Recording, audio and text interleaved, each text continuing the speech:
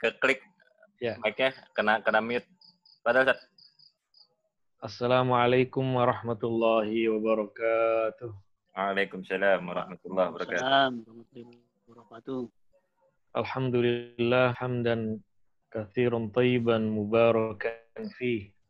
Wassalatu wassalam ala sayyidil anam sayyidina maulana Muhammad sayyidi waladi adnan wa ala alihi wa sahbihi wa sallama tasliman katsira amma ba'd. Nawaitu ta'allum wa ta'lim wa naf'a wal intifa' wal mudzakarah wa tadhkir wal ifadah wal istifadah wal hatha ala tamassuki bi kitabillah wa sunnati rasulih wa du'a ila huda wa dalalati ala al khair ibtigha'a wajhillah bi qurbihi wa thawabihi subhanaka la ilma lana illa ma 'allamtana innaka antal alimul hakim. Rabbi shrah li sadri wa yassir li amri wa hlul 'uqdatam min lisani yafqahu qawli wa shaddid lisani wahdi qalbi bihaqqi sayyidina Muhammadin sallallahu alaihi wasallam. Allahumma shalli wa sallim wa barik alaihi. Rekan-rekan Majelis Mobility via Zoom dimanapun Anda berada rahimakumullah. Lalu kita panjatkan puji dan syukur kita kehadirat Allah Subhanahu wa taala, Allah yang Maha Pengasih dan Penyayang, Allah yang Maha Pemberi rezeki, Allah yang menyembuhkan, Allah yang memberikan segala-galanya untuk kita, dan Allah memberikan hidayah serta kesehatan buat kita semua. Tak lupa selawat dan salam kepada junjungan yang mulia yang kita rayakan pada hari ini, Maulidnya Nabi besar, Nabi Yuna wa Habibuna wa Syafi'una Muhammad sallallahu alaihi wasallam. Semoga di bulan Rabiul Awal ini kita semua dengan memperbanyak membaca sholawat kepada baginda Nabi, sehingga nanti Rasulullah bisa mengenal kita dengan banyaknya sholawat yang kita sampaikan kepada beliau, dan kita nanti mendapatkan syafaat serta pertolongannya di yaumul qiyamah. Amin ya rabbal alamin. Rekan-rekan Majelis Mobility rahimakumullah. Malam ini kita lanjutkan kajian kitab. Ada dua yang kita bahas. Yang pertama kitab An-Nujumuz Zahirah Lisaliki Thariqil Akhirah. Yang kedua yaitu kitab An-Nabiyyu sallallahu alaihi wasallam ka'annaka tarahu. Baik, kita lanjutkan kajian kitab yang pertama, An-Nujumuz Zahirah. Qala al-muallifu al-alim wal-allamah al-muhaqqiq ad-da'i ila Allah al-Habib Zain ibn Ibrahim ibn Sumait hafizahullahu ta'ala wa adama naf'a bihi wa bi barakati ulumihi wa bikum fid darain amin. Ila an qala al-muallif wa qala ba'dul muhaqqiqina inna adh-dhahiral walladhi yufham, ya di halaman 5 di paragraf yang ketiga, wa qala ba'dul muhaqqiqina inna adh-dhahira walladhi yufhamu min aqwalil a'immati anna al-insana idza shara adh-dhikru ghaliba awqatihi fa huwa min adh-dhakirina Allah katsiran bil ijma'. Baik, rekan sekalian, pada paragraf yang ketiga dari halaman kelima, di sini dijelaskan oleh pengarang kitab, wa qala ba'dul muhaqqiqin, berkata sebagian para ulama-ulama yang mereka menguasai berbagai bidang ilmu. Apa yang dikatakan oleh sebagian ulama ini? Ya, inna dhahir, sungguhnya yang nampak dan yang paling dominan dari beberapa pendapat sebelumnya. Jadi pertemuan yang lalu kita sudah membahas ada pendapat dari Imam Al-Wahidi, ada pendapat Al-Imam Mujahid, ada pendapat Imam Atha, dan juga Imam Nawawi dalam kitab Adhkarnya mengenai faidah dan manfaat daripada zikir kepada Allah. Ya, seperti pendapatnya Imam Al-Wahidi, beliau mengatakan bahwa yang dimaksud orang yang banyak berzikir kepada Allah adalah mereka-mereka yang berzikir setelah sholat, baik sholat fardu atau sholat sunnah. Ya, dibacanya pagi, petang, siang, dan malam. Apabila bangun tidur dan ingin tidur, membaca zikir kepada Allah. Itu pendapat Imam Al-Wahidi. Pendapat Imam Mujahid tentang zikir kepada Allah adalah bahwa orang-orang yang disebut termasuk dalam orang yang banyak berzikir kepada Allah adalah mereka-mereka yang ingat kepada Allah dikala mereka sedang beraktivitas, berdiri, duduk, diam, dan bahkan berbaring, mereka berzikir kepada Allah. Itu pendapat Imam Mujahid. Pendapat Imam Atha bahwa orang berzikir kepada Allah adalah orang-orang yang selalu mendirikan sholat, baik sholat al-maktubah, sholat 5 waktu, atau sholat-sholat sunnah. Itu pendapat Imam Atha. Dan bahkan dalam kitab Adhkar An-Nawawi, beliau menjelaskan di situ ada Imam Abu Amr ibn Salah yang berdiskusi dengan muridnya. Ketika ditanya apa yang termasuk golongan orang-orang yang banyak berzikir kepada Allah, maka Imam Ibnu Salah beliau menjelaskan bahwa orang yang disebut banyak berzikir kepada Allah adalah orang-orang yang selalu continue rutinitasnya, tidak lupa dan lari akan zikir kepada Allah. Dan zikir-zikir itu zikir yang sudah al-ma'thurah, zikir-zikir yang tercatat memang bersumber dari Nabi SAW yang dibaca pagi dan petang, bahkan di waktu-waktu yang lain yang berbeda, pagi dan malam. Maka menurut Imam Ibnu Salah, mereka adalah orang-orang yang banyak berzikir. Maka dari beberapa pendapat imam yang disebutkan pada pertemuan yang lalu, dan tadi juga saya ulas kembali, dalam malam hari ini pengarang menjelaskan waqala ba'dul muhaqqiqin.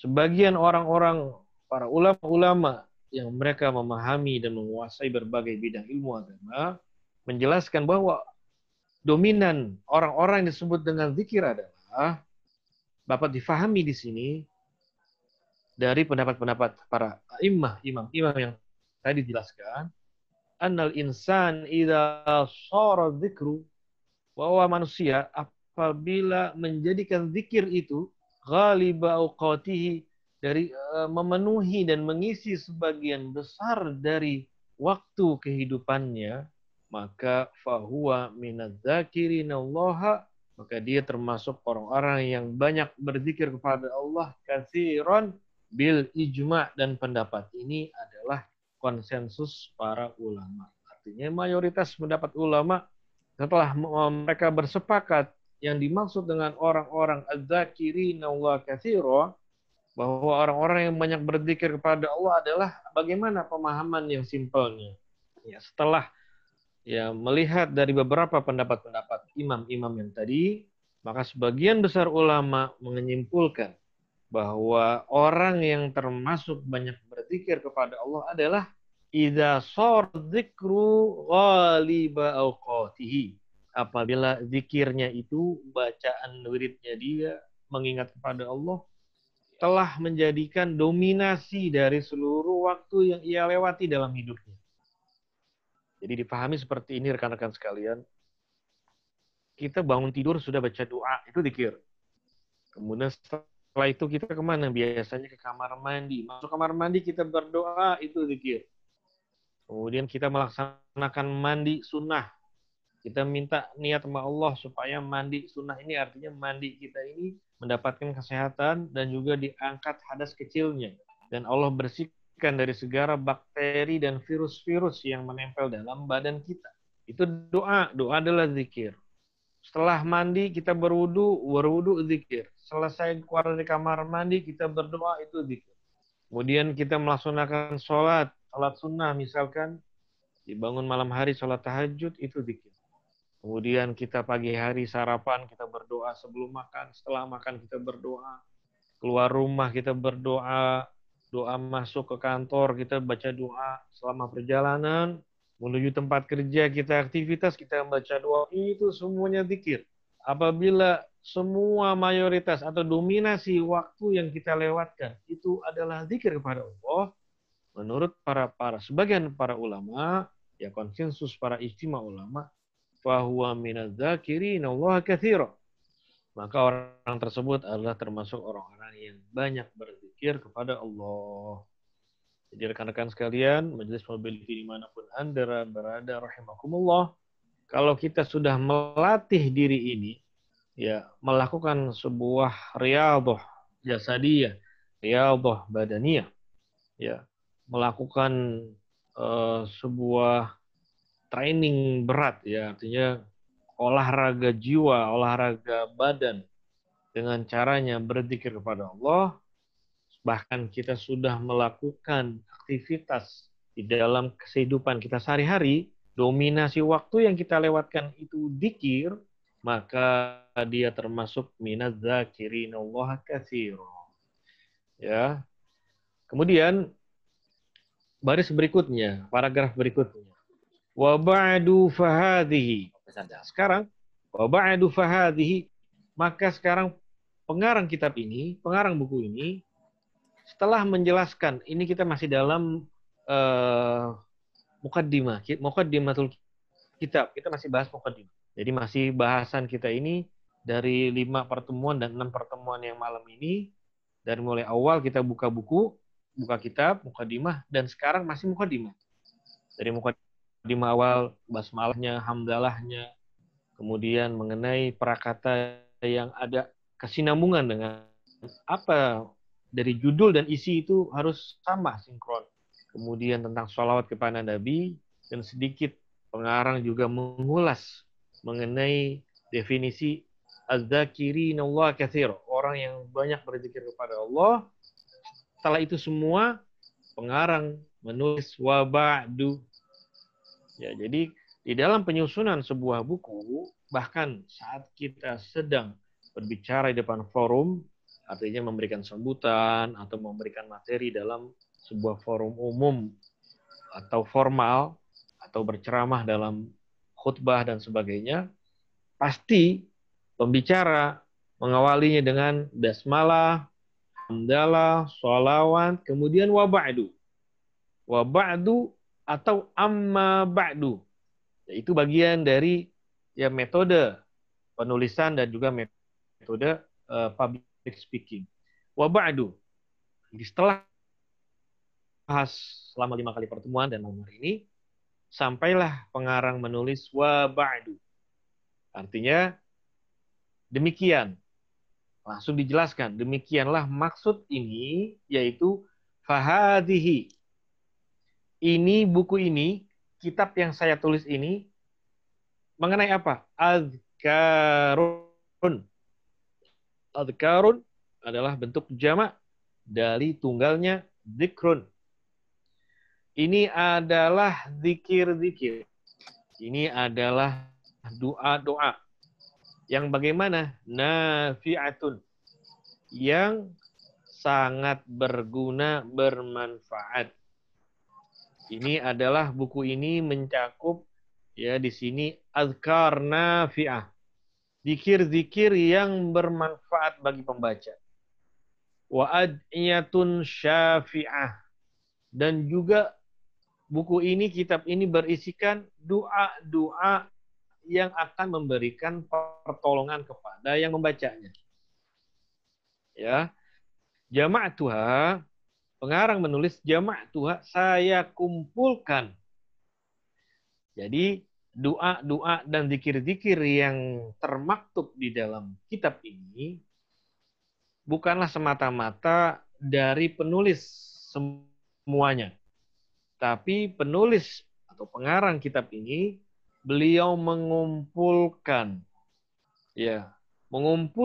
zikir-zikir yang tercantum di dalam buku yang beliau tulis ini, dan juga doa-doa yang dikumpulkan oleh beliau yang akan dicantumkan dalam kitab ini. Dari mana?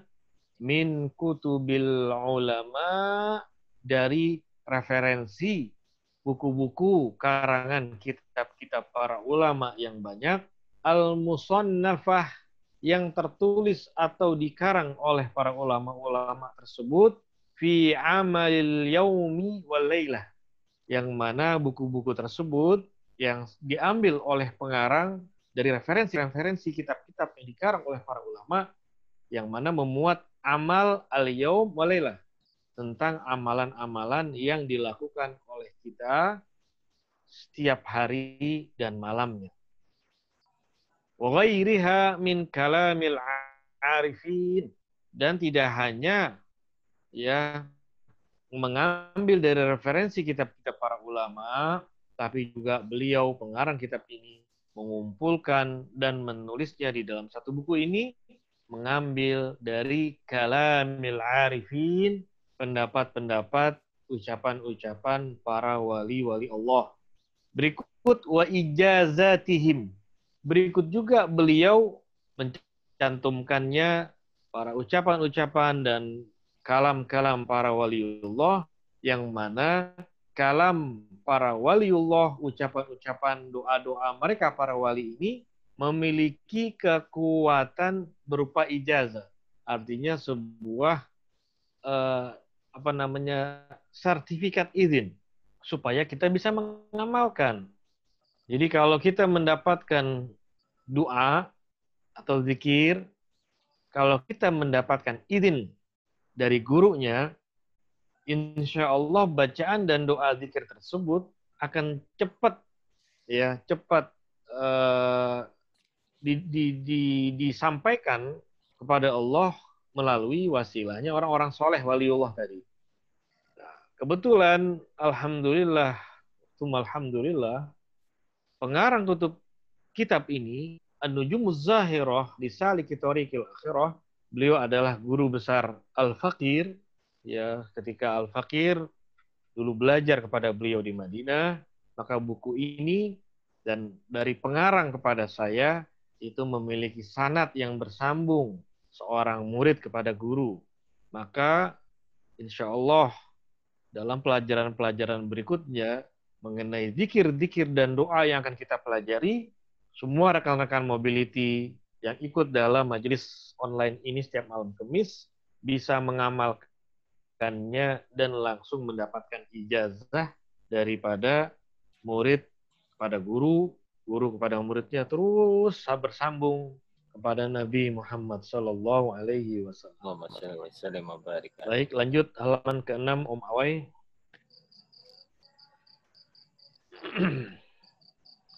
Pengarang buku ini, Al-Habib Zain bin Ibrahim bin Sumaid hafizahullah, menulis buku ini, ya, tadi beliau menulis mengumpulkan dari referensi-referensi yang banyak daripada karangan-karangan para ulama-ulama dan juga mengutip dari ucapan-ucapan kalamnya para waliullah dan juga yang para kalam para waliullah ini semuanya mendapatkan ijazah dari penulis dari gurunya dan dari gurunya, semuanya bersambung kepada Rasul, tashilan lil mubtadiin, yang mana pengarang buku ini metodenya metode yang mudah, yang simple, tashilan lil mubtadiin, bagi orang-orang yang pemula.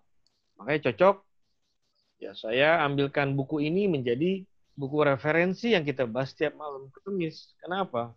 Karena buku ini buku yang ringan, simpel dan mudah, sebagaimana pengarang menulis dalam muqaddimah buku ini, tashilan lil mubtadiin. Buku ini saya tulis dengan metode yang mudah bagi para pemula yang mempelajarinya. Min tullabil ilmi syarif.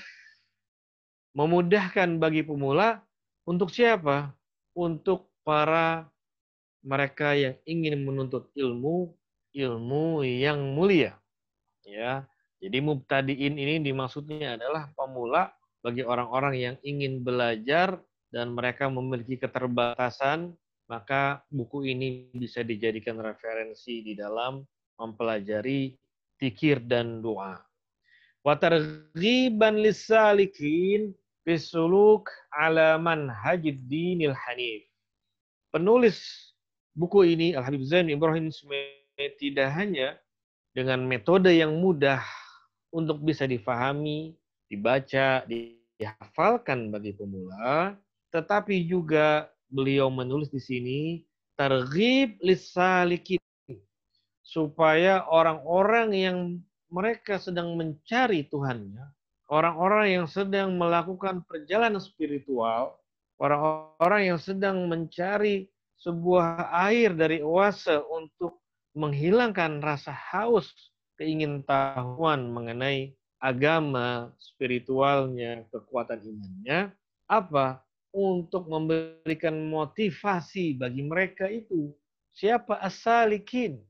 Yang sedang mencari ilmu, yang sedang mencari Tuhannya, yang sedang mencari menguatkan spiritual dalam dirinya. Fisuluk ala manhajid dinil hanif. Ya, di dalam apa? Motivasi bagi orang-orang yang sedang berkelana, menguatkan spiritual keimanannya.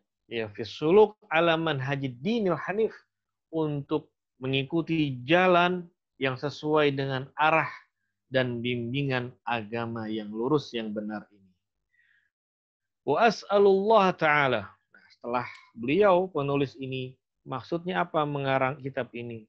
Untuk mempermudah bagi pemula penuntut ilmu yang ingin mempelajari doa-doa dan zikir yang bersumber dari Nabi dan juga bersumber dari para ulama-ulama, para wali-waliullah, juga memberikan motivasi yang kuat bagi orang yang sedang melakukan perjalanan spiritualnya dengan arahan agama yang lurus, beliau berdoa, wa as'alullah ta'ala ayyudiman naf'a biha.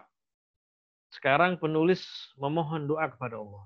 Wa as'alullah ta'ala, dan sekarang saya memohon kepada Allah.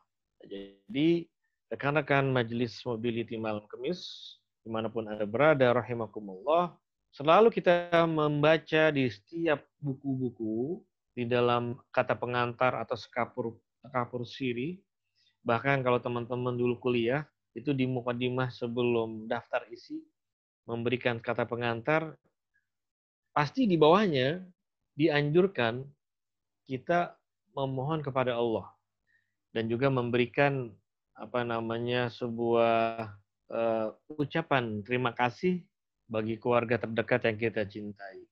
Begitu pula pengarang buku ini, beliau mengatakan di dalam tulisan ini, wa as'alullah ta'ala, dan sekarang saya memohon kepada Allah. Apa permohonannya? Ayyudiman naf'a biha, supaya manfaat dari kitab ini yang saya tulis, yang isinya saya kumpulkan dari referensi para ulama, supaya manfaatnya itu bersambung, terus, continue, memanjang, long term. Sampai kapan? Ila yaumiddin, sampai manfaatnya, ya, kemudian fungsinya, gunanya, kita mempelajari buku ini, keberkahannya bersambung ila yaumiddin, sampai nanti hari kiamat. Ya, dalam suratul Fatihah, ya, di ayat keberapa? Ayat ketiga. Allah menjelaskan, Alhamdulillahi Rabbil Alamin Ar-Rahmanir Rahim Maliki Yaumiddin. Maliki Yaumiddin, Allah Subhanahu wa taala ya adalah Maliki Yaumiddin, yang memiliki kuasa penuh di hari nanti yang disebut dengan Yaumuddin, hari kiamat.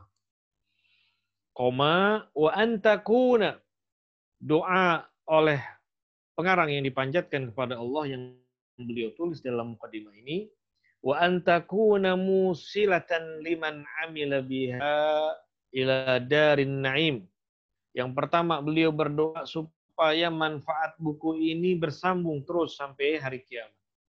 Yang kedua, beliau berdoa antakuna musilatan, dan aku berdoa mohon kepada Allah supaya, ya, bagi yang mengamalkan kitab ini, doa-doa dan zikir yang tercantum dalam buku ini, dan mereka mengamalkannya, maka orang tersebut yang mengamalkan kitab ini, orang tersebut yang membaca kitab ini, musilatan, menjadi penyambung dan bersambung terus kepada siapa? Liman amila biha ila darin naim.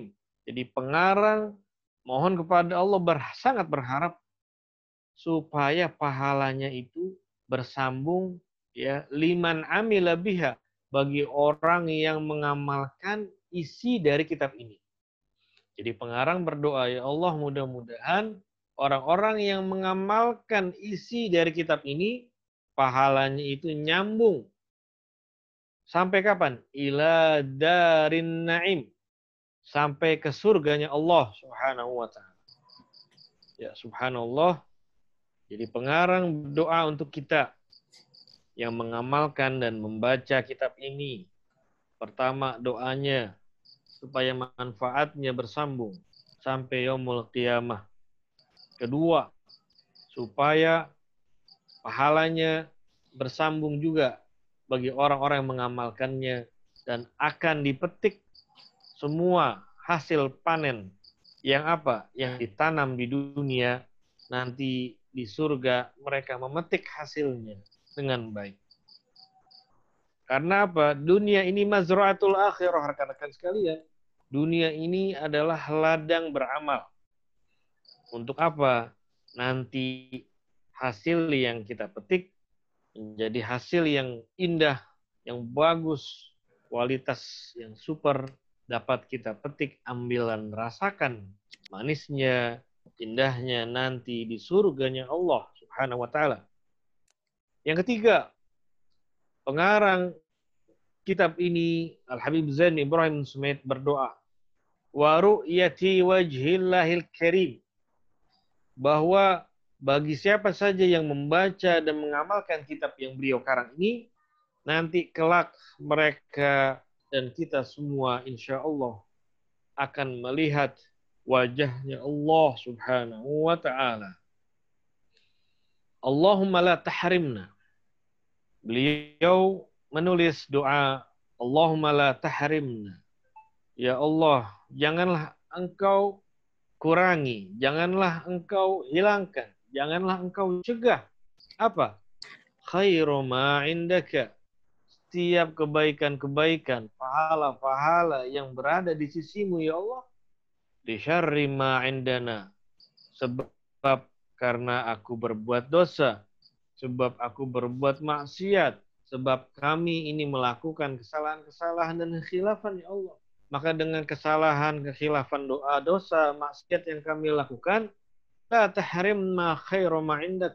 Janganlah engkau menyimpan pahalanya. Janganlah engkau ya Allah mencegah dan mengharamkan kami untuk mendapatkan pahala amal ini, sebab keburukan yang kami lakukan, sebab dosa yang kami lakukan, sebab maksiat yang kami lakukan.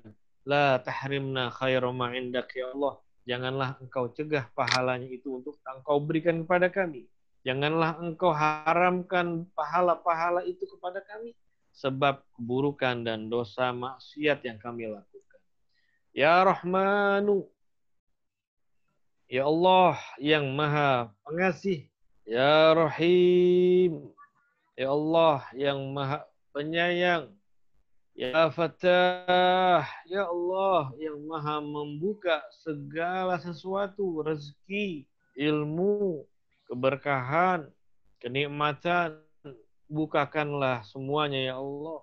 Pintu surga, pintu taubat, ya Fattah, ya Alim, ya Allah yang Maha mengetahui, yang memiliki ilmu. Berikanlah, limpahkan ilmu kepada kami. Ya Wahhab, ya Allah yang memberikan segala sesuatunya, baik hissiyah dan ma'nawiyah. Allah yang memberikan segala sesuatu yang zahir, yang batin, yang nampak dengan mata kita atau yang tidak nampak dengan mata kita, yang bisa kita rasakan atau yang tidak bisa kita rasakan. Ya Karim, ya Allah yang Maha Dermawan, yang memberikan segala sesuatunya, tidak mengharapkan imbalan.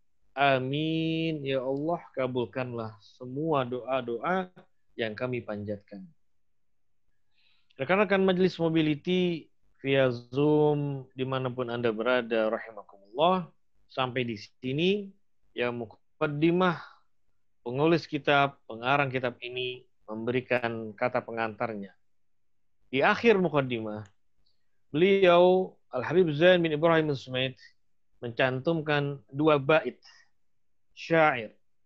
2 bait syair ini beliau kutip dari Al-Imam Al-Habib Abdullah bin Alawi bin Muhammad Al-Haddad radhiyallahu taala anhu, yang mana penyusun atau penulis 2 bait syair ini yang kita kenal adalah penyusun dari wirid Ratibul Haddad.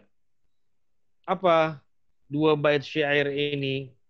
Pengarang menulisnya, wa dzikru lazimhu wa wadhibhu ala marriz zamani ma'al huduril ajma'i fahuwal ghidha'u likulli qalbin muhtadin wa huwa ad-dawa'u likulli qalbin muja'i. Syair yang pertama, syair dari bait yang pertama, wa dzikra, sesungguhnya zikir itu lazimhu, jadikanlah menjadi hiasan di dalam kehidupan kita. Ya. Zikir-zikir yang ada kita ketahui, lazimhu, jadikanlah menjadi makanan di dalam kehidupan kita. Wa dzikra, bacaan-bacaan zikir yang engkau basahi setiap lisanmu, jadikanlah zikir itu menjadi teman dan sahabat setia di dalam kehidupan waktumu. Wa wazibhu, dan zikir-zikir itu yang kau baca, lakukanlah dengan terus-menerus. Jangan sampai terputus. Tidak apa-apa 33 kali, yang penting rutin. Tidak apa-apa 21 kali, yang penting terus-menerus. Kapan bacaan zikir itu kita lakukan, kita amalkan, selalu kita rutiniskan ala marriz zaman, di seluruh waktu yang akan kita habiskan dalam hidup ini. Bagaimana membacanya? Ma'al huduril ajma'i. Tentunya zikir yang kita baca itu harus benar-benar dengan apa? Dengan konsentrasi dan juga fokus setiap bacaan zikir yang kita baca. Syair bait yang kedua. Fahuwal ghidha'u, bahwasanya zikir yang kita baca itu adalah al-ghidha', menjadi gizi, nutrisi, makanan. Untuk apa? Untuk siapa? Likulli qalbin muhtadin. Bahwa zikir yang kita baca, doa yang kita baca itu adalah gizi, nutrisi, makanan yang memiliki saripati daripada apa? Vitamin-vitamin yang bisa apa? Yang bisa mencegah dari penyakit-penyakit. Bagi siapa? Likulli qalbin muhtadi, bagi orang yang memiliki hati yang mendapatkan petunjuk hidayah dari Allah. Jadi kalau rekan-rekan Majelis Mobility merutinkan zikir, tasbih, subhanallah, subhanallah, subhanallah, alhamdulillah, alhamdulillah, alhamdulillah, Allahu akbar, Allahu akbar, Allahu akbar, maka itu akan menjadi makanan dan gizi, nutrisi hati orang yang beriman. Jadi rekan-rekan sekalian, Al-Imam Syekh Abdul Qadir Al-Jailani, beliau bisa tidak makan 3 hari tapi tidak merasakan lapar dan haus. Karena apa? Karena dengan bacaan surah Al-Ikhlas yang dibacanya, surah Al-Ikhlas, Qul huwallahu ahad sampai akhir, itu beliau jadikan sebagai makanan spiritualnya, menjadi makanan rohaninya, sehingga jasadnya, badannya tidak merasakan lapar dan haus. Itulah yang dimaksud dengan likulli qalbin muhtadin. Zikir itu menjadi nutrisi, makanan yang ampuh bagi hati orang-orang yang mendapatkan petunjuk dari Allah. Jadi rekan-rekan Majelis Mobility dimanapun Anda berada, rahimakumullah. Kalau kita ingat bulan suci Ramadan kemarin, atau tahun-tahun Ramadan sebelumnya, atau sebelumnya dan sebelumnya, kita bisa merenungi, ya Allah bertahun-tahun berpuasa, ya, tapi kita lewati bulan Ramadan selama 30 hari itu, puasanya hanya puasa lapar dan haus saja. Ya. Jadi teman-teman Majelis Mobility, kalau kita mengingat ibadah puasa kita di bulan Ramadan sebelumnya, betapa banyak sekali kekurangan-kekurangan dari ibadah puasa tersebut. Kenapa? Karena yang kita dapat hanya lapar dan haus. Tidak menambah kekuatan iman, tidak merubah di dalam sikap dan lisan. Puasa hanya terbatas menahan lapar dan haus. Al-Imam Syekh Abdul Qadir Jailani 3 hari enggak makan, tidak minum. Tidak mati dan juga tidak kelaparan. Karena apa? Karena suratul Ikhlas, bacaan surah Qul huwallahu ahad sampai akhir, menjadi zikir. Yang mana zikir ini menguatkan hatinya, sehingga lapar dan haus itu sudah tidak terasa lagi di jasad. Ya subhanallah. Kalau kita berpuasa nih Om Indra, Om In, buat sahurnya aja bini kita dimarah-marahin Om In. Masak yang enak, besok buat sahur. Sahurnya sampai 2 porsi makannya. Takut jam 12 dia kelaparan.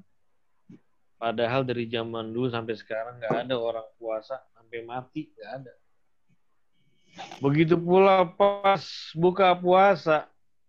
Ketika berbuka puasa, semua segala macam hidangan disiapkan di depan mata kita. Ya, padahal kalau udah kena air putih dengan 1 biji kurma saja, itu sudah terasa sangat kenyang. Ya, begitulah ya perbedaan puasanya orang-orang yang mereka termasuk golongan puasa khawasul khawas. Puasanya orang yang levelnya paling tinggi. Mereka udah nggak memikirkan buka puasa hidangannya seperti apa, sudah tidak memikirkan sahur pun ya dengan hidangan seperti apa.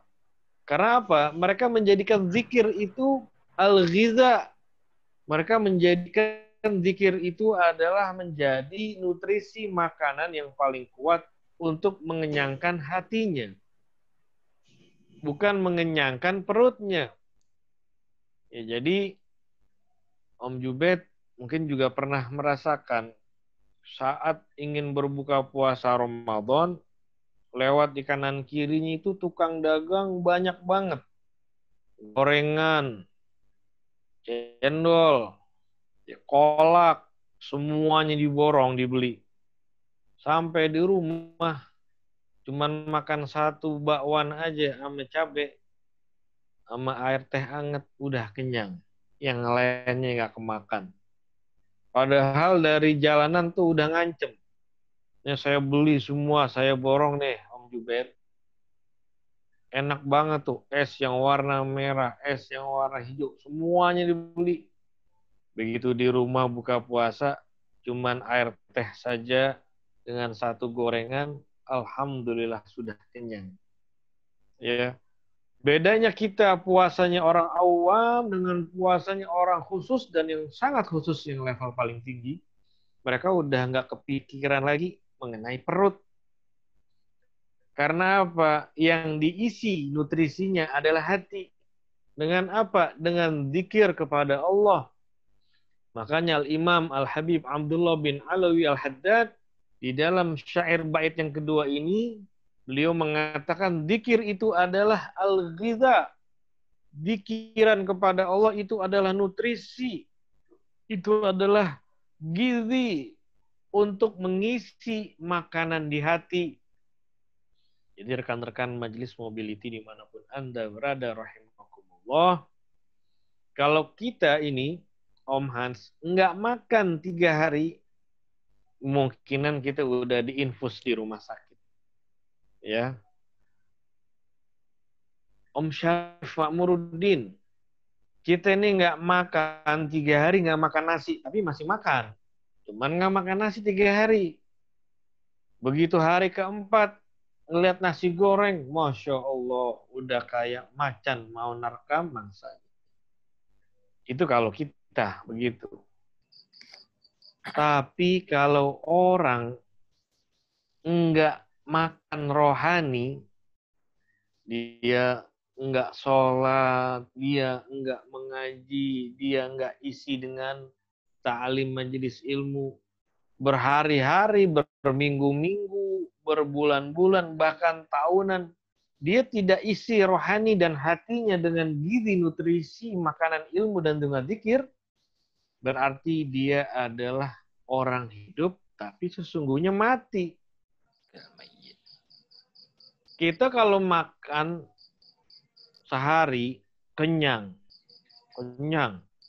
Mungkin besok laparnya tidak terlalu sangat terasa. Tapi kalau nggak makan 2 hari, udah berasa 3 hari diinfus sudah dia.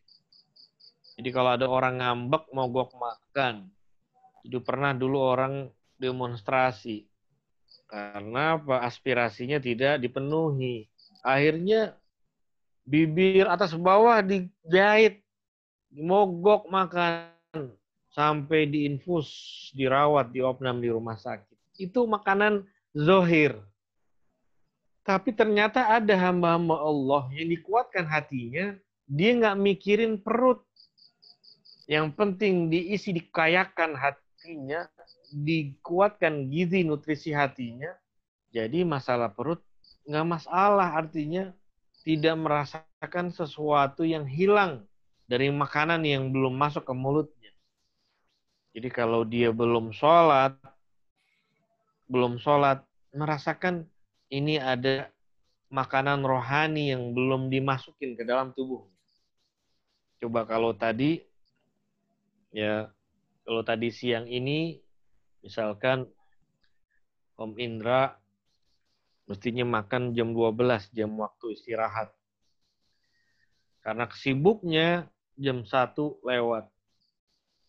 Jam 2 juga lewat. Udah 2:30 baru makan. Itu juga kedapatan mie ayam. Nasi udah nggak dapet, mie ayam. Saat perjalanan pulang itu udah kepikiran dari rumahnya. Mudah-mudahan di rumah tuh bininya masak nasi. Kenapa? Siang nggak dapet nasi. Begitu sampai di rumah, bininya lagi sakit, nggak masak nasi. Wah, kepikiran lagi. Seharian bilang nggak kena nasi.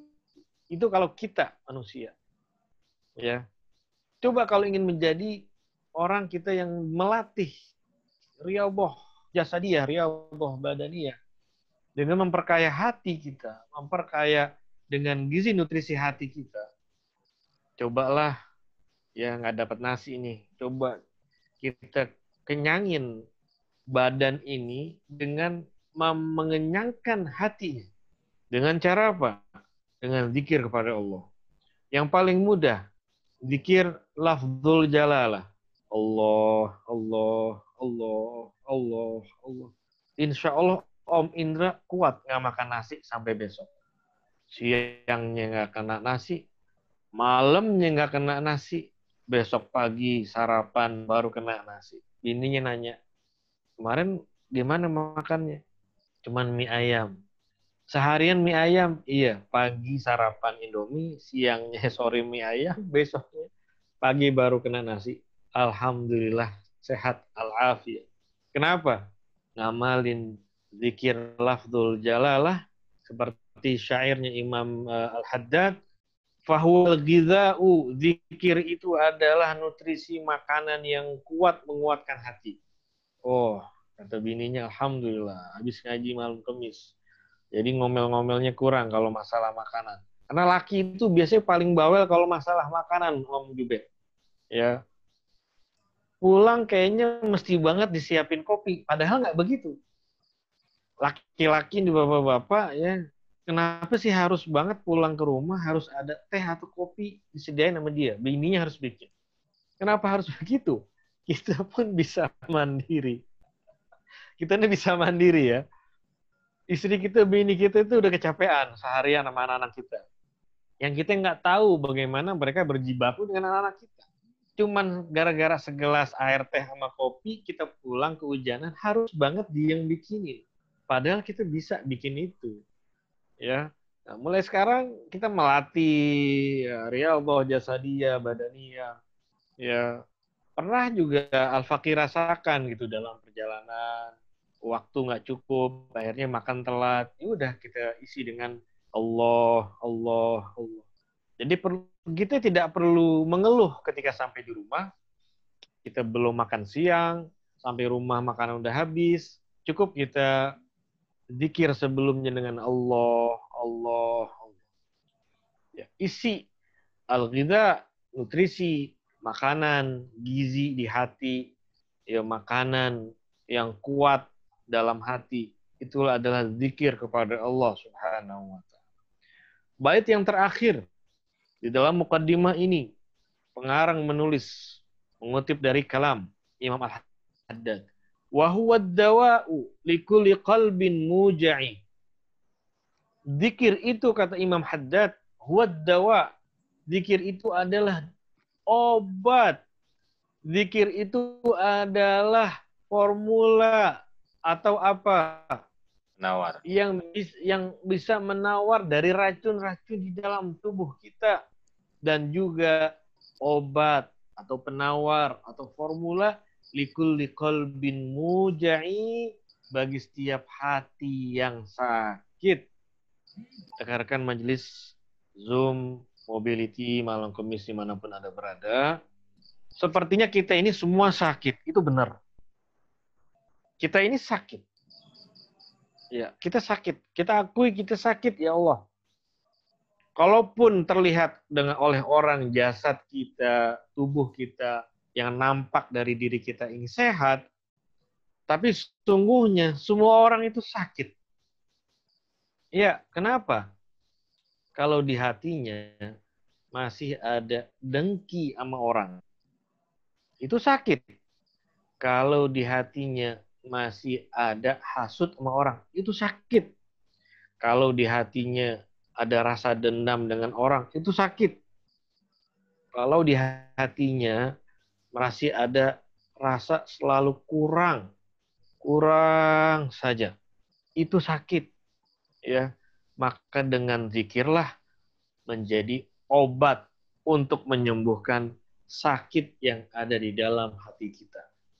Ya, ini zaman sekarang ini, dia apalagi di kota-kota besar, itu banyak sekali orang sakit. Ya, sakit ya. Jadi kadang kita temuin orang di jalanan, tiba-tiba kita dimarahin sama orang. Kita udah nyetir bener banget ya. Diomelin sama orang. Ya, dimarah-marahin. Ya kadang juga Al-Fakir nggak sabar juga, lagi nyetir, tuh klakson. Kadang kita nggak tahan, kita pencet juga. Gitu. Mana klakson udah ganti lagi di Mbah Jimin, kan gede klakson kita. Udah nggak tintin lagi nggak bunyinya. Artinya kadang kita pasti punya sakit dalam hati. Di luar negeri itu kan sangat ketat dalam penggunaan klakson ya. Tapi di Indonesia ini udah sesuka hati orang aja sakit. Udah orang berkendara ini di Jakarta ini udah sakit. Ya. Itu udah bener banget belok pakai sen. Dari jauh-jauh kita udah pakai sen ke kanan. Tapi tetap aja orang masih main diem-diem aja di belakang. Ya udahlah, kita sabar. Ya. Dan kita rasakan ya di dalam kehidupan sosial kita ya banyak lah. Seperti sekarang di masa pandemi ini, ya di masa pandemi kita sehat. Ya, kita sehat, kita sudah pakai masker. Kemudian kita juga tahu diri kalau tidak demam kita nggak keluar, tidak berinteraksi dengan orang. Ya, tapi kadang kita temui orang nih di luaran sana, mereka sangat membatasi diri untuk berinteraksi dengan kita. Padahal dia tahu kita ini siapa, dia tahu bahwa kita ini punya histori kesehatan yang terjaga. Tapi ada orang yang ketika bertemu dengan kita di masa pandemi ini, benar-benar dia itu terlewat. Jadi gimana ya? Eh, kelewat batas, ya, kelewat batas untuk menjaga jarak dengan kita. Nah, sekarang udah di zaman yang sakit, di mana kehidupan juga orang penuh stressing ya. Orang banyak tekanan di dalam kehidupannya, baik di lingkungan pekerjaan, di rumahnya, di tempat sosial kehidupannya. Terlihat nampak sehat, tapi sungguhnya hatinya sakit. Ya, sungguhnya hatinya sakit. Dulu kita nih bisa beli mobil baru, Om In. Pengen beli mobil baru lagi, Om In. Udah beli mobil baru, kepengen lagi kita beli mobil baru lagi. Ya Allah, padahal kita mikir anak-anak kita bakal gede, dia bakal kuliah, kita butuh biaya banyak. Ini kenapa kita urusin mobil mulu sih? Gitu. Yang ada juga mobilnya udah paling canggih banget tuh Om Syarif, Om Urudin. Ya udah paling canggih gitu ya. Mau dirubah-rubah gimana, makin cakep aja tuh mobil. Apalagi kalau udah ke MGK lantai 5, udah makin cakep aja deh mobil kita, palingan naik 20%, 30%. Jadi hati kita ini ada penyakit, itu benar sekali. Maka obatnya salah satunya adalah berzikir kepada Allah. Sebagaimana Imam Haddad mengatakan, وَالذِّكْرَ لَزِمْهُ وَوَظِّفْهُ عَلَى مَرِّ الزَّمَانِ مَعَ الْحُضُورِ الْأَجْمَعِ. Perbanyaklah zikir, dan zikir itu harus dirutinkan. Zikir itu harus menjadi makanan kita. Yang setiap dibaca, setiap zaman, waktu yang kita lewati. Dengan penuh kehadiran hati. Karena zikir adalah obat dari setiap hati yang sakit. Dan zikir itu adalah apa? Penyembuh, penawar, formula dari hati yang punya sakit. Jadi rekan-rekan mobility, kalau kita punya penyakit hati, akhirnya penyakit hati itu tumbuh, nyamber. Ya, koneksi dengan penyakit yang lain, akhirnya keluar. Paru-paru, jantung, dan lain sebagainya. Ketika kita ke dokter, dokter hanya bisa mendeteksi penyakit-penyakit yang sudah ada. Tapi ketika penyakit hati, dokter tidak bisa menyembuhkan. Yang menyembuhkan adalah Allah Subhanahu wa taala melewati zikir dan doa yang kita rutinkan setiap hari. Ya. Jadi kalau rekan-rekan mobility kita ingin sehat, maka yang pertama adalah selalu berzikir kepada Allah. Kita mau jajan, mau makan di luar, kita nggak lihat cara pengelolaannya, cara membuatnya, maka cukup kita yakin dengan doa, Allahumma barik lana fi ma razaqtana wa qina adzabannar. Bismillahilladzi la yadurru ma'asmi syai'un fil ardi wala fis sama' wa huwas samiul alim. Insyaallah makanan yang masuk ke dalam tubuh kita itu menjadi nutrisi dan makanan badan dan tidak membahayakan kepada organ-organ tubuh kita. Ya. Jadi insya Allah rekan-rekan mobility dimanapun Anda berada rahimakumullah, mengakhiri dari muqaddimah kitab ini tentang zikir dan doa yang akan dibaca tertera di dalam halaman-halaman selanjutnya. Pengarang mengakhiri muqaddimah ini tadi dengan 2 bait syair yang dikutip dari Imam Al-Haddad, maka jadikanlah zikir itu menjadi apa? Menjadi gizi nutrisi bagi hati kita, dan rutinkan doa dan zikir itu, karena rutin zikir dan doa menjadi obat dan penawar setiap hati kita yang sakit. Wallahu alam. Silakan teman-teman bertanya sebelum kita lanjutkan kepada kitab yang kedua. Baik, yang mau bertanya bisa langsung di-unmute mic-nya. Mungkin ada yang mau bertanya seputar zikir atau yang berhubungan juga dengan zikir. Silakan.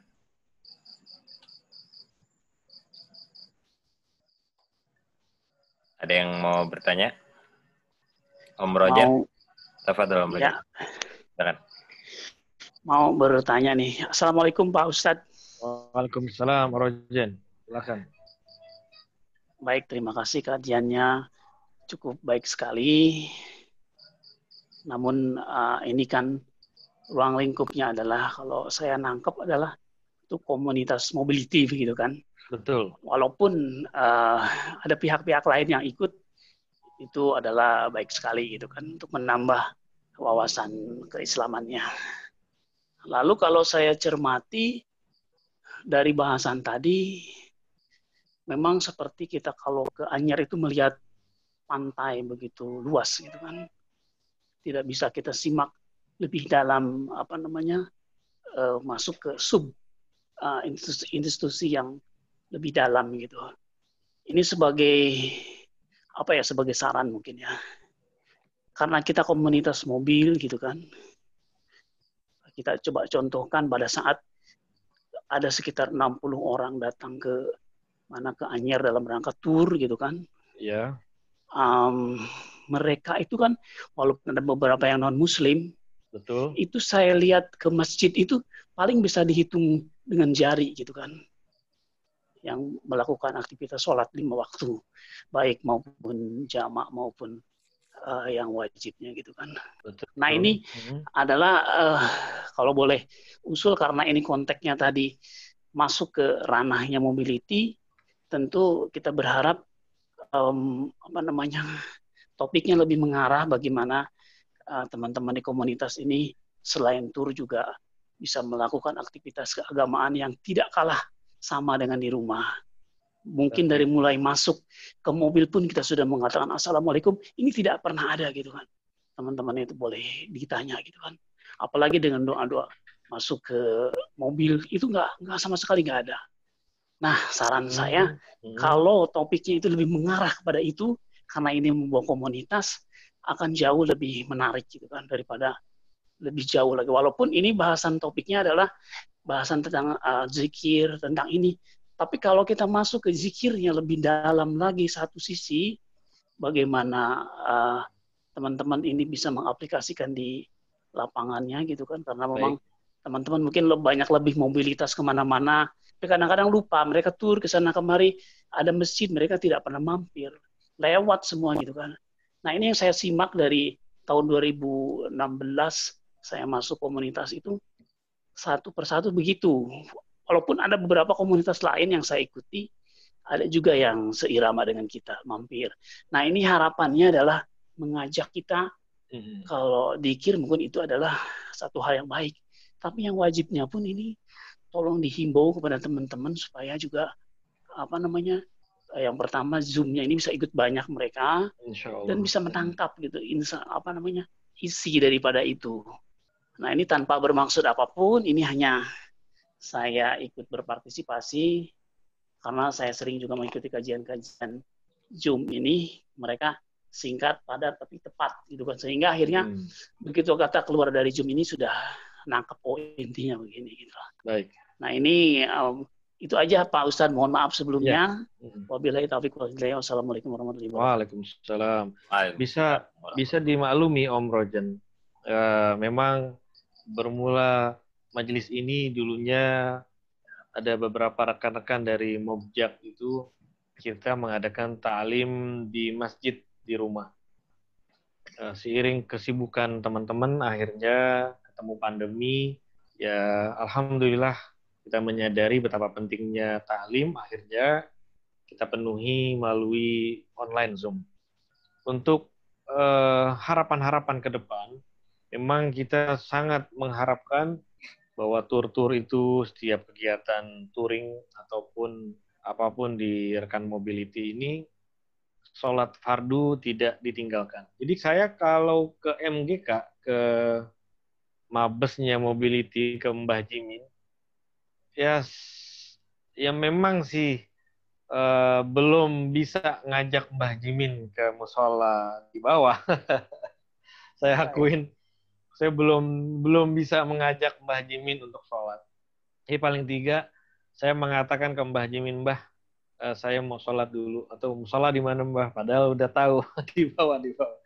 Ya udah itu menjadi salah satu langkah saya sendiri kalau saya lagi ke MGK lantai 5. Ya mudah-mudahan nanti kalau saya mampir juga, Om Awi juga sering mampir ke sana. Jadi waktu jam sholat, ya kita ajak teman-teman untuk sholat berjamaah.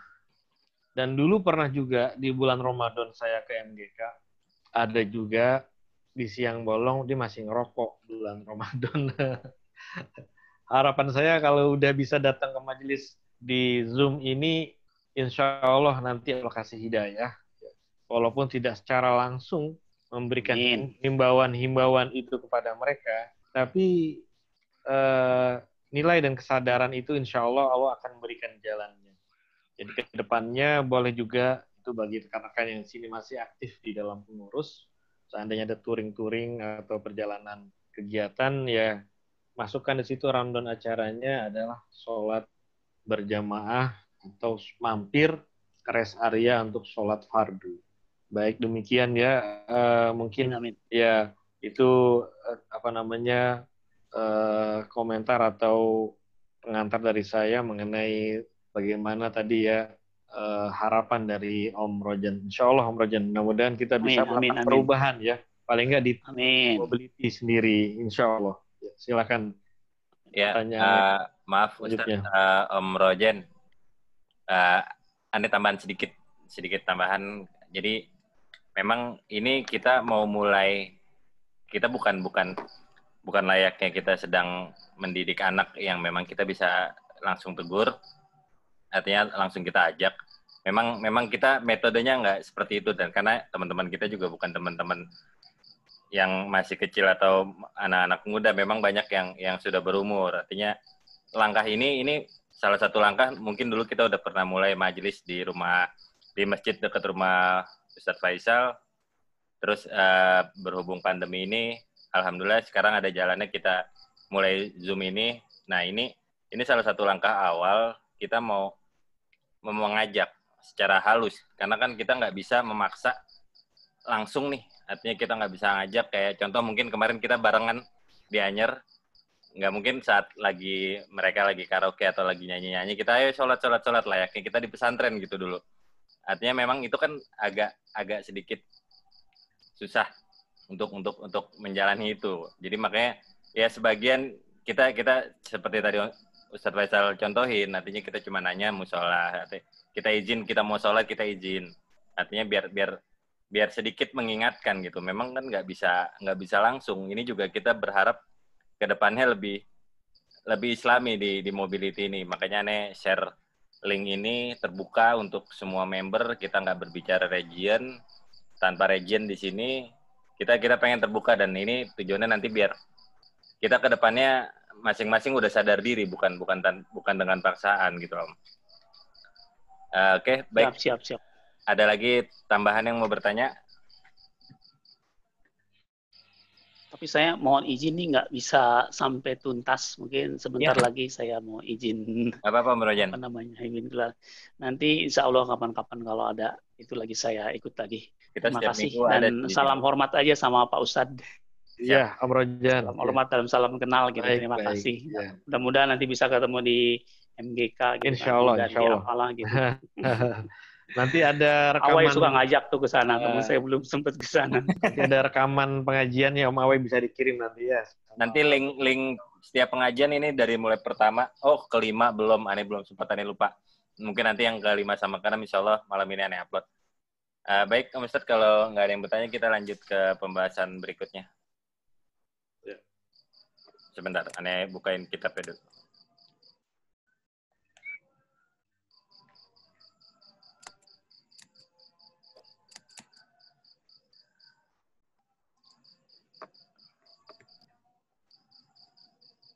Maaf sebentar.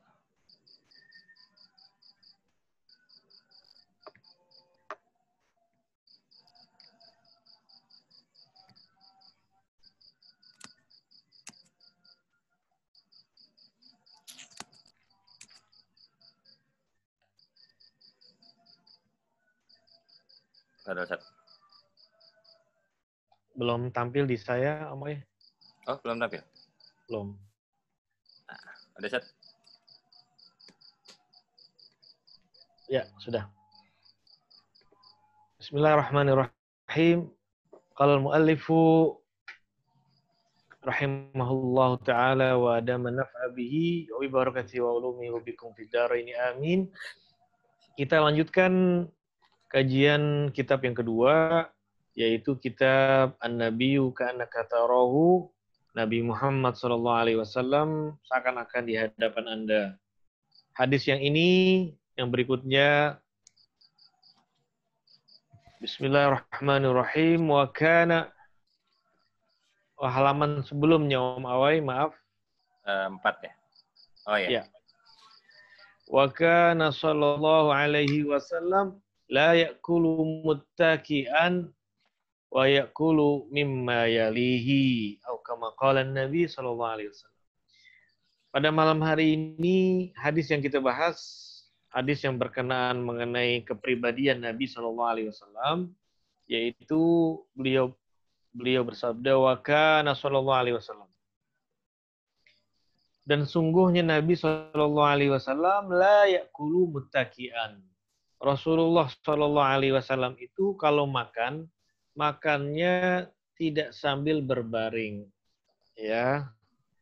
Wa yaqulu mimma yalihi, dan beliau Rasulullah sallallahu alaihi wasallam kalau makan itu beliau mendahului hidangan atau menu yang ada di depan beliau yang paling terdekat. Baik, akhlaknya Nabi, ya, budi pekerti Rasulullah yang tercantum dalam hadis ini yang kita bahas malam hari ini adalah mengenai tata krama makan. Ternyata tata krama makan aja itu udah diatur, udah diajarin Nabi 15 abad yang lalu.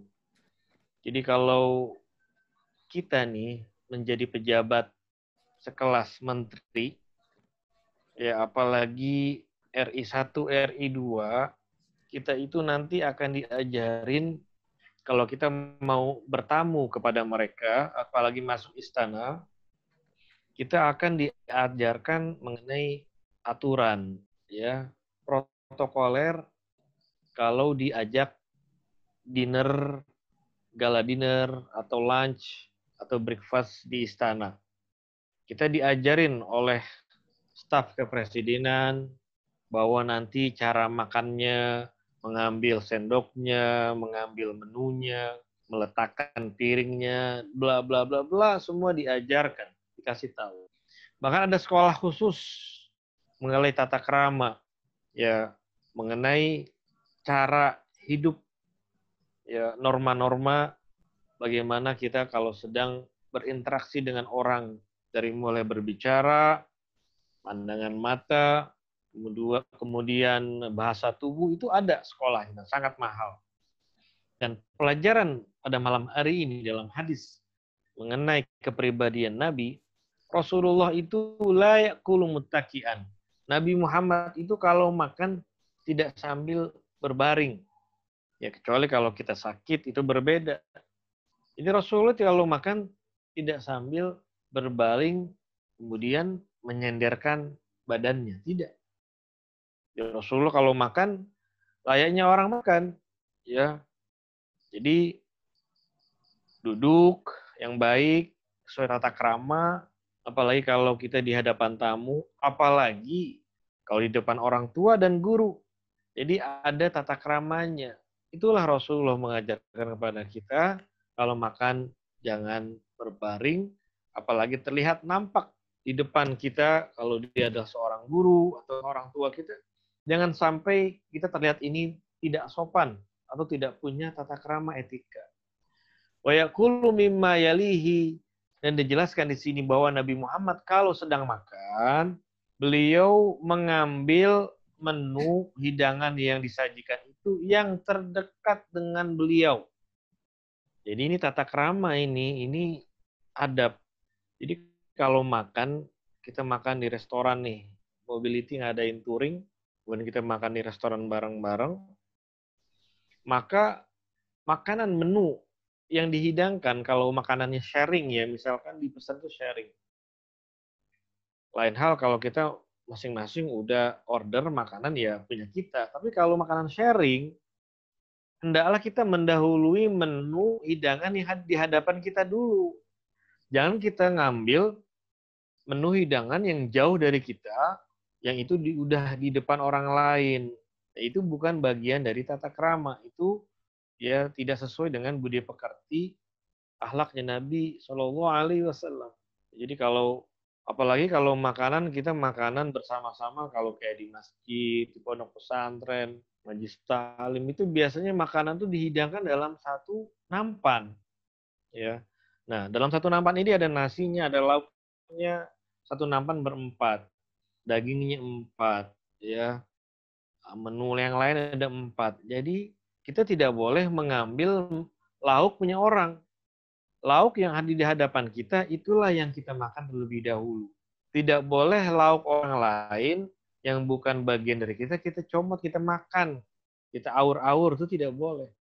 Ya, makanya makan di nampan itu melatih diri kita, melatih tata krama. Kalau makan, kita harus fokus makanan menu lauk yang di depan kita dulu. Karena itu hak kita. Jangan sampai kita ini ngambil ya menu lauk punya orang lain yang udah dibagi. Nah, ini tata krama, budi pekerti, akhlak yang Nabi ajarkan. Hendaklah kalau makan, kita ini dahului dulu lauk yang di hadapan kita. Jadi kalau kita nanti makan bersama-sama, sharing atau prasmanan, biasanya antri prasmanan itu, ya kan, pertama ngambil piring sendok garpu dulu, kemudian ngambil nasi, kemudian lauk nomor 2, nomor 1, lauk nomor 3, nomor 4, biasanya nomor 5, terakhir itu adalah minuman, kerupuk, dan buah. Nah, kita kalau makan prasmanan seperti itu dalam undangan resepsi atau walimah, kita harus ngikutin jalurnya.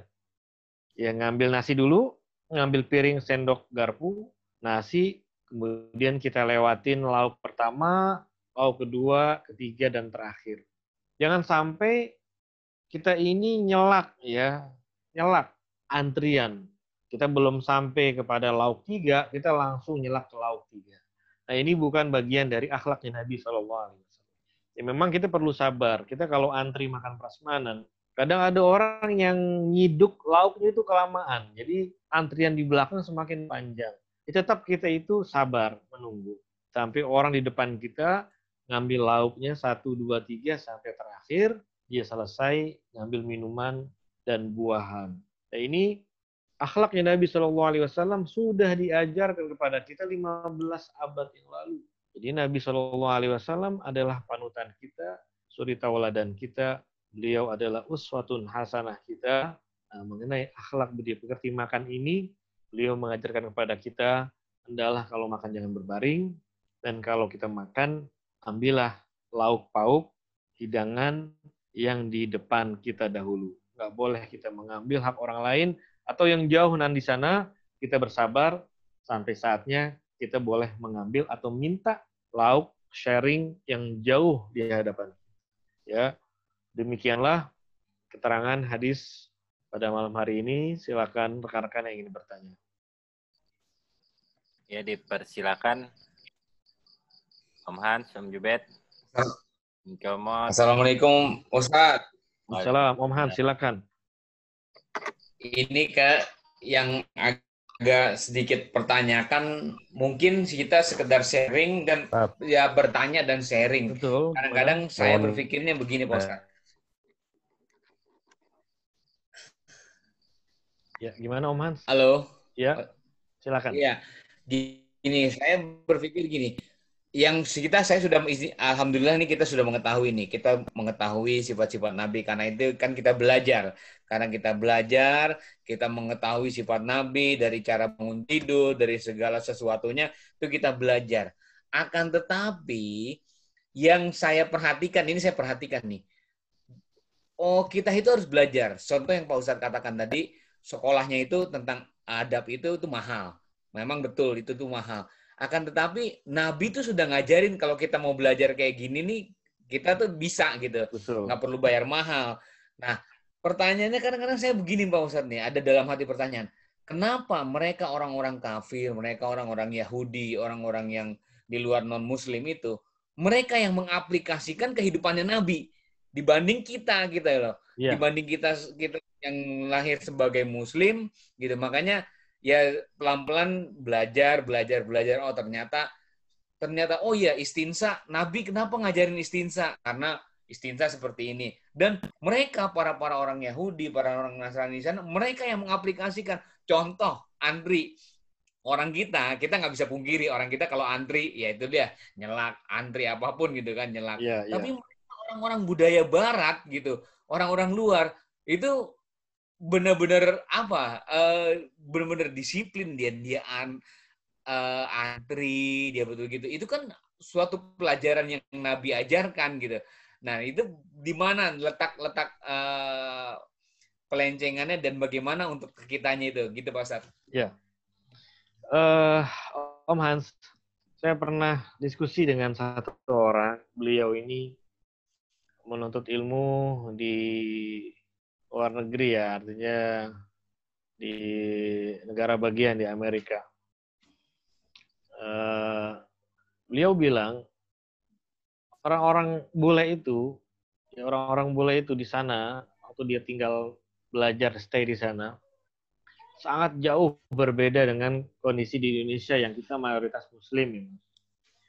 Mengenai kalau kita ini berpasan dengan perempuan ingin masuk suatu ruangan atau gedung di dunia luar sana itu benar-benar mereka mendahulukan perempuan gitu ya. Jadi mempersilahkan perempuan untuk masuk ke gedung, masuk ke ruangan, itu mereka amalkan itu. Kemudian seringkali di dalam diskusinya kata orang ini yang belajar di sana, orang bule itu bilang, don't tell me you are Muslim, but show me you are Muslim. Dibilang. Kamu nggak usah ngaku-ngaku kamu tuh Muslim deh. Lebih baik kamu tunjukin aja kalau kamu tuh Muslim seperti apa.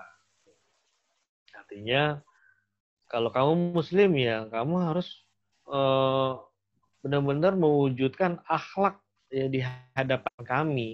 Ya kamu menunjukkan kepada kami ya kamu itu Muslim seperti apa, perilaku kamu, ucapan kamu. Ya benar kayak tadi penilaian Om Hans, budaya antri di kita itu masih belum benar-benar maksimal ya dimanapun dalam situasi apapun antrian itu kadang sangat membosankan dan kadang ada orang-orang yang mereka tidak terlatih dengan bersabar itu mereka akhirnya ya salak menyelak dan akhirnya terjadilah kericuhan keributan juga. Kenapa orang-orang dunia luar itu mereka yang mengaplikasikan akhlaknya Nabi? Padahal mereka nggak belajar, tapi kita yang belajar justru kita tidak mengamalkannya. Dan inilah ya artinya PR buat kita dan juga Om Hans untuk mendidik keluarga di rumah bagaimana kita mencetak generasi keturunan kita ini mereka yang benar-benar mengamalkan yang mengikuti uswah hasanah dari akhlak kepribadian Nabi SAW yang sangat mulia. Ya dari bertutur kata dengan orang yang lebih tua itu tidak boleh dengan suara yang lebih keras, ya kemudian dengan orang yang lebih tua bahwa kita diajarkan kalau jalan pun kita jangan sampai di hadapan mereka, artinya mendahului mereka, kecuali mereka mengizinkan. Ya dengan orang lebih tua kita juga diajarkan bahwa kita ini dengan bahasa tubuh yang merendah di hadapan mereka. Karena itu Al-Quran juga memerintahkan kan, waqfid lahum janahadzulli minar rahmah.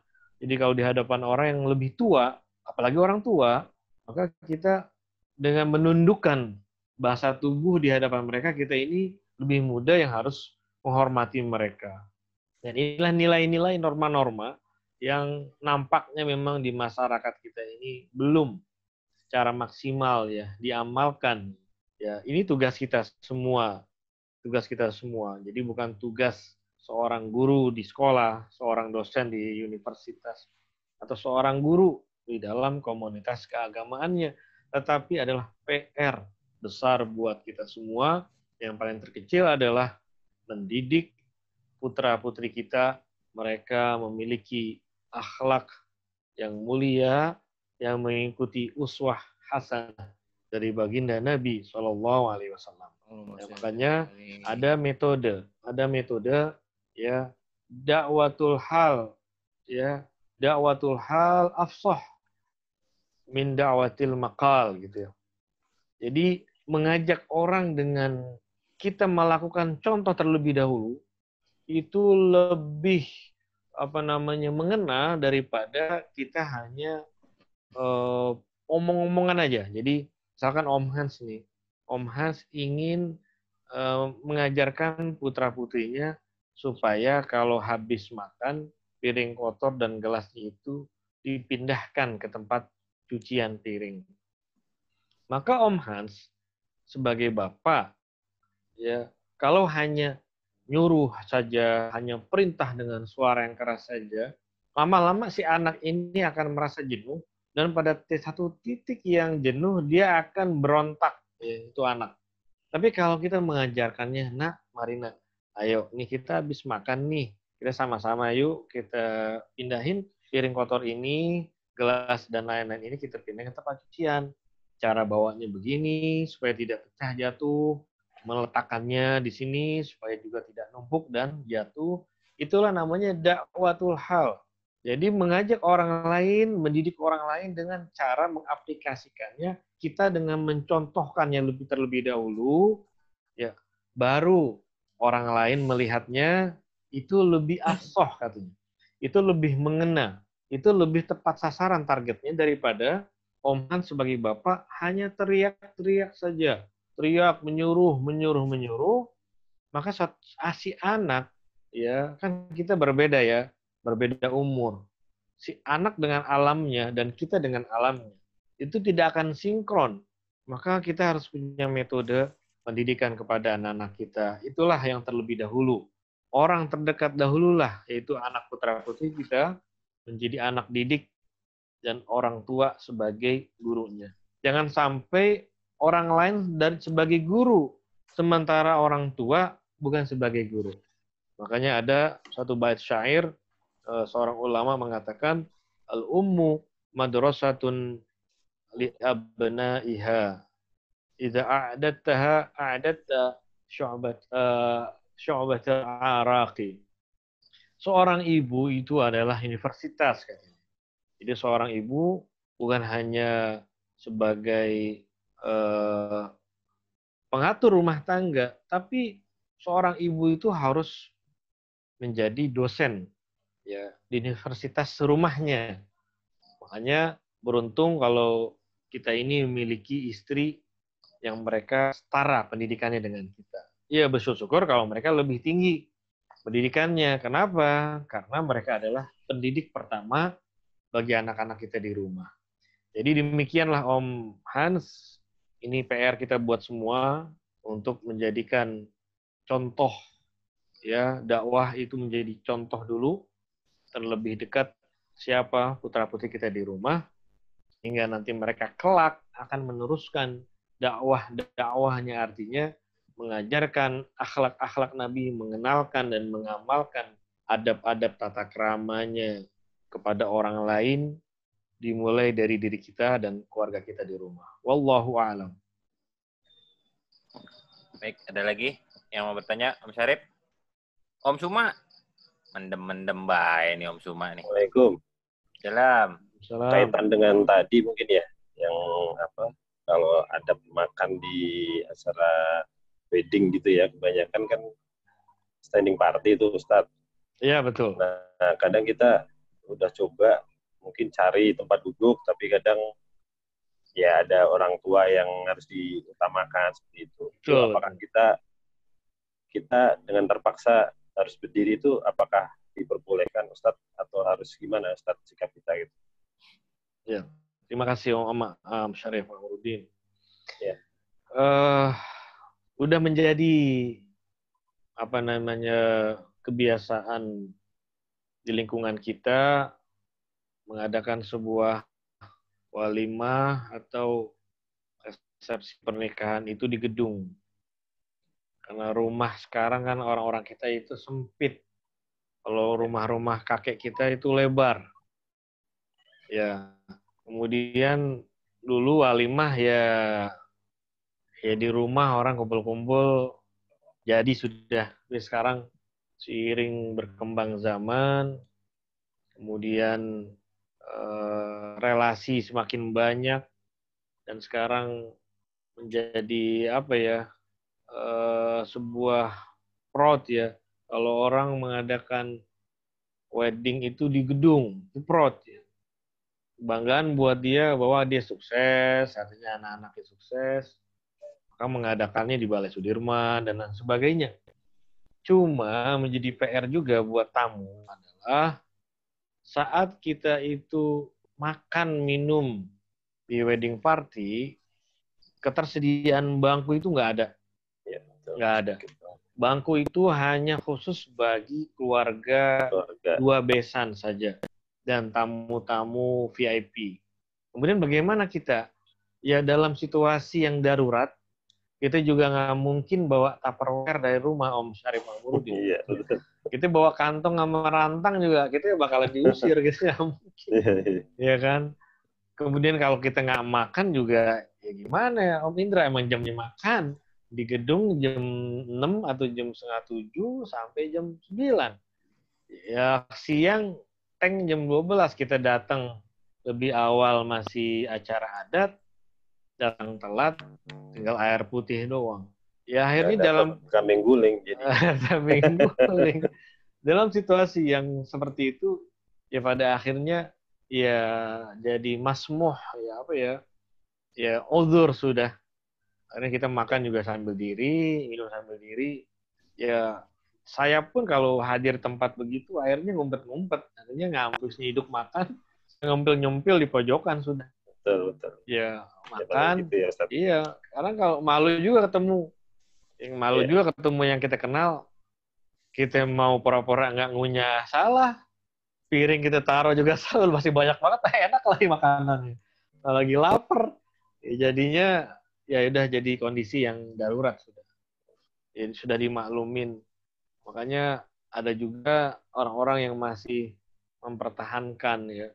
Dia minta beberapa kursi disediakan gitu. Nggak apa-apa nambah budget.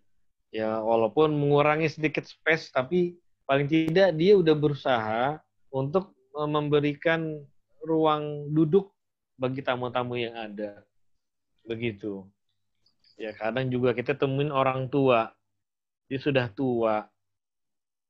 Kemudian dia ini kayak penyakit Parkinson, apa? Tremor ya. Tangannya udah bergerak-gerak. Coba bayangin. Kan piring-piring kalau di gedung itu gede-gede. Berat lagi. Diisi juga sama menunya. Lauknya makin berat. Kasihan orang-orang tua itu dia makan sambil diri, megangin piring yang berat sama lauk. Ini PR juga ya, harusnya ya kadang udah tua ngapain juga sih diajak sono gitu. Ya mendingan di rumah aja dah. Ya kebetulan banget di pandemi ini pernikahan biayanya murah banget jadi Om Syarif. Iya.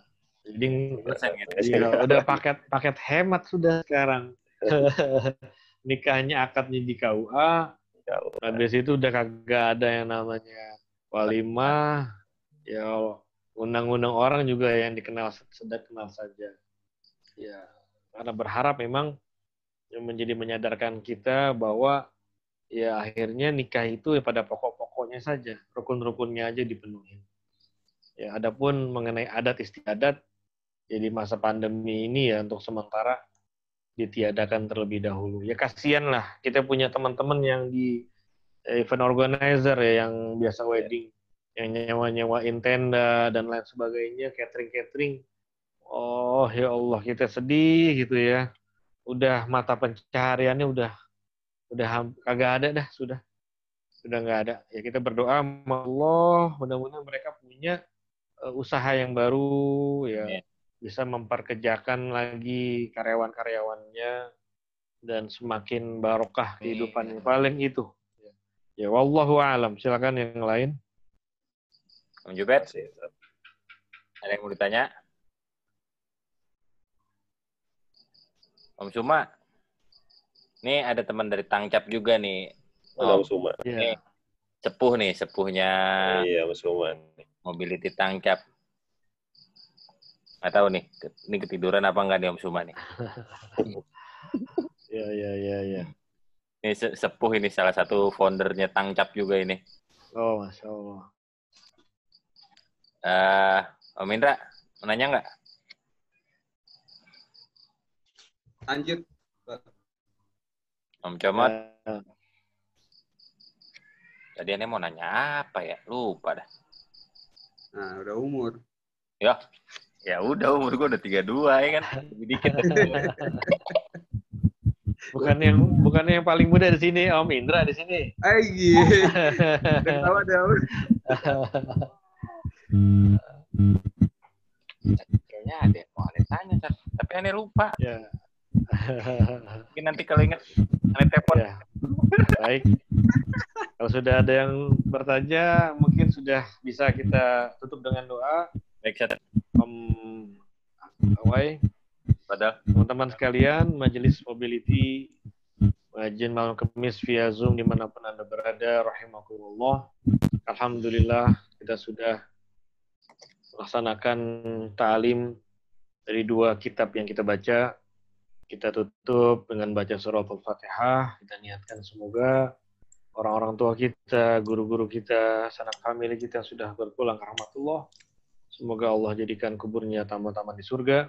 Luaskan kuburnya, Allah berikan terang benderang dan cahaya di alam barzakhnya, dan kita, anak-anak kita, istri kita, seluruh keluarga kita, Allah lindungin iman Islamnya, Allah jaga kesehatannya, dan kita diberikan anak-anak yang taat, yang berbakti kepada orang tua, yang taat kepada Allah dan Rasulnya, dan kita semua mendapatkan ilmu yang bermanfaat di dunia wal akhirah, dan juga mendapatkan husnul khatimah.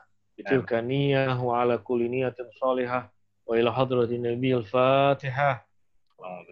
أعوذ بالله من الشيطان الرجيم. بسم الله الرحمن الرحيم.